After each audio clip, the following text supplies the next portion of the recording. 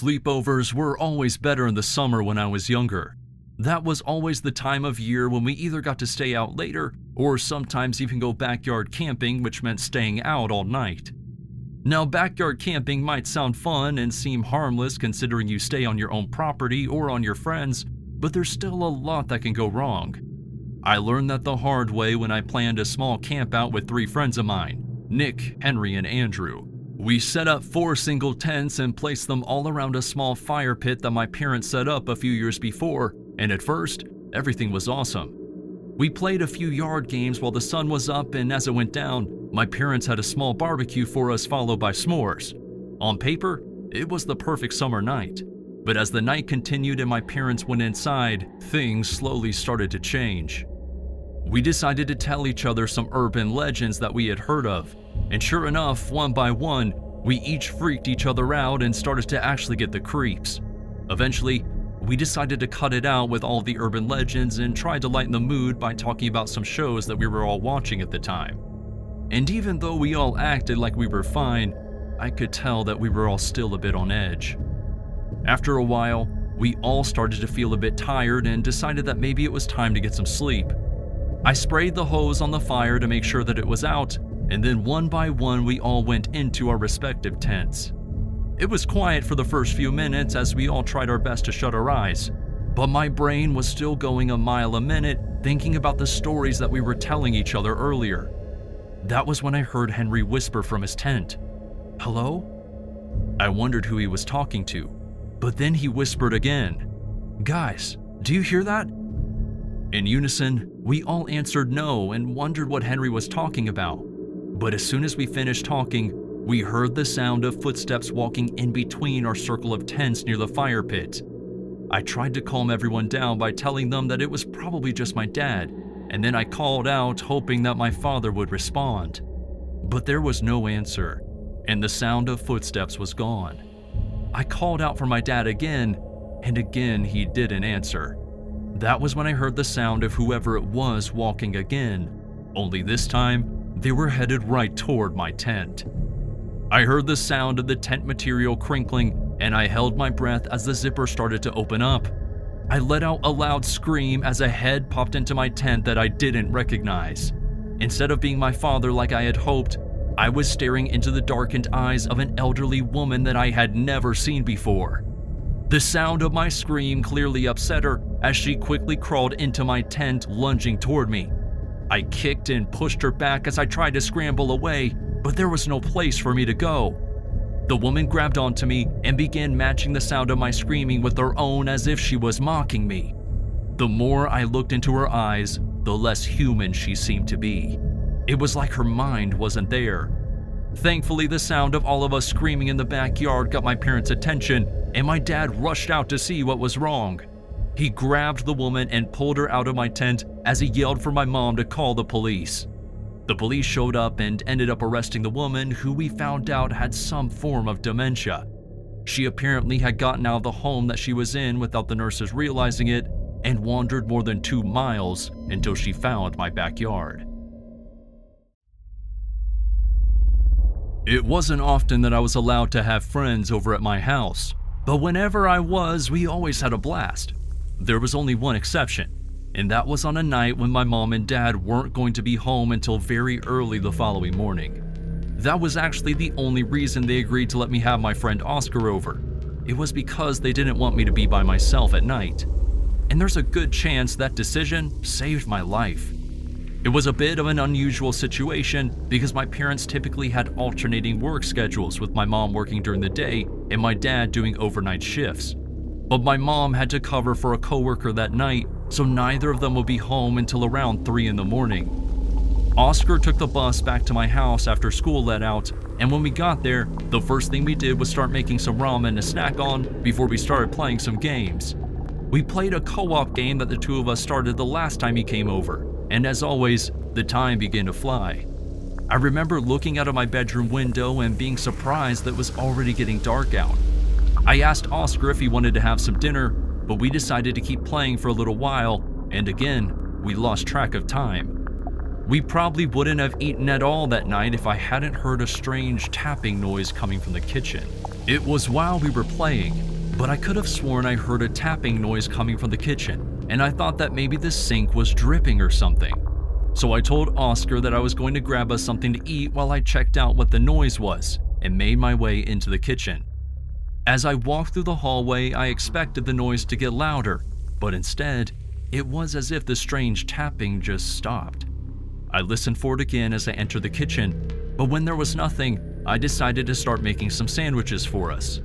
As I was getting the plates out of the cabinets though, I was surprised when I heard the sound of the handle on the back door moving. I looked over to the door, which was in plain view of the kitchen, and I could clearly see the handle shaking as if someone was trying to open it. My eyes grew wide and I began struggling to catch my breath as panic began to set in. The handle stopped moving as if whoever was on the other side of the door had given up, and I slowly started to make my way back toward my bedroom. Oscar saw the petrified look on my face and asked me what happened, and I explained to him that someone tried to get into the house, but before I could say anything else, we both froze as we heard the sound of the front door slowly creaking open. I stared at the hallway from my room, wondering what was going to happen next. Everything in me was telling me to close the door, but I couldn't find the strength to move my feet. Thankfully, Oscar didn't hesitate and quickly crossed the room and quietly closed the door before locking it. "What do we do? What do we do?" I asked. It was like fear was keeping my brain from forming a single solid idea. I grew quiet as I heard the sound of loud footsteps walking around the front of the house. I looked around my room hoping to find the answers, and that was when Oscar signaled to me that he had his cell phone. It really was good that Oscar was there because at that point, I wasn't old enough for my parents to justify giving me a cell phone. They said I could just use the house phone, although that all changed after this incident. Oscar used his phone to quietly call his parents, though looking back on it, he should have just called the police. His mom answered the phone and we told her that someone was in the house with us. She thought that we were joking at first, but as the intruders slowly made their way toward my bedroom, she could hear that the fear in our voices was real. They made it to the other side of my bedroom door and began trying to open it before realizing that it was locked, and in that moment, we couldn't help but scream. That was when Oscar's mom told us that his dad was on the phone with the police and said that we needed to get out of the house. We both looked toward my bedroom window and quickly rushed to it. We had to pop the screen out, but we were in a rush, so we just kind of forced it off and quickly made our way out of my room and into the backyard. Oscar and I ran through my yard and into my neighbors before rushing up to their back door and banging on it as we screamed for help. I looked behind me toward my house, and I swear I could see whoever it was that had broken in staring at us through my window. But before they could do anything, my neighbor answered the door and let us inside to explain what was going on. We let her know what was happening, and then Oscar handed his phone to her so that she could speak with his mom. We both waited there until the police arrived, and then shortly after that, Oscar's parents picked us up and brought us back to his house. The next day, my parents explained to me that someone had broken in and stolen a bunch of their jewelry and stuff, but the police were unable to find the intruder. I'll admit, it was hard sleeping in my own bed for a while after that, but we never had another break-in, so all in all, it could have been much worse. I had just turned 13, and at first, I thought I wasn't going to spend my birthday with my friends because my parents had made plans to visit my aunts and uncles that week. Thankfully, my friend Mikey's mom offered to let me spend the weekend there so that I could still have some fun, and my parents agreed. Looking back on it, I wish I had gone with them though, because then maybe none of us would have been in danger that night. After my parents left that first day, I dropped my backpack with some clothes off at Mikey's, and then we went out and met up with everyone else. For a while, we just played some kickball and walked around the park, but as day turned to night, the real fun was about to start, or at least that's what we thought. Once it was dark enough, the 8 of us in the park divided into 2 teams of 4 and started playing our first game of Manhunt that year. Now for anyone who might not know it as Manhunt, it's basically just hide and seek at night, only instead of a single seeker, you have an entire team. We preferred it that way because that trailer park was pretty big, and we would hide throughout the entire thing, so the more people searching, the better.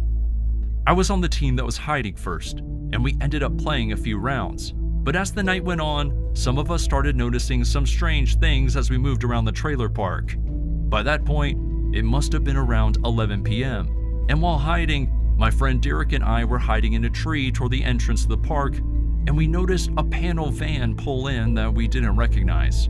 We watched the van as it slowly drove down the main road of the park, which was when we noticed Mikey and a few of our other friends who were seeking us. The van started to slow down even more as it got closer to the group of seekers, and I knew that something was wrong. Derek and I started to climb down from the tree as we noticed the van came to a complete stop. The passenger side door opened up, and I don't know why, but something compelled me to yell out to our friends, "Watch out!" I saw Mikey look over to us as I yelled, and then he noticed the strange van.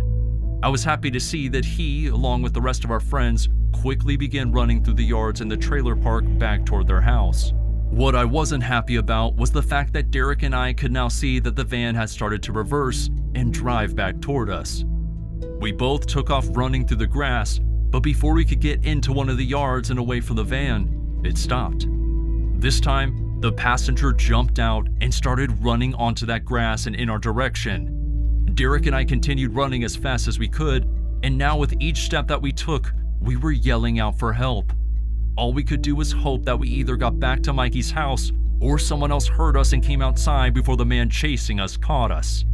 I looked back over my shoulder as I continued to run, and just as I noticed the man was getting closer to us, my right foot slammed into the side of a small box in someone's yard and I fell down. I tried to use my momentum to roll forward, but it was too late. I felt the wind get knocked out of me, and the man jumped onto me and tried to grab me while I was prone. At that moment, I was horrified. I didn't know what was going to happen to me. Thankfully, that was when I heard the sound of a door opening up. The owner of the trailer whose yard we were in was a man named Mr. Brenner, and normally he was the last person that you wanted to see, but I couldn't have been happier. Mr. Brenner yelled at the man to get off of me as he rushed down the stairs. Thankfully, the man listened and let me go before running back out of the yard and toward the van. Mr. Brenner helped me up and then brought Derek and me over to Mikey's house before having his mom call the police. We reported the van, but because of how dark it was, we could only give a very vague description. That was the only time that I ever felt like my life was in danger in that trailer park, but it's surely something that I will never forget.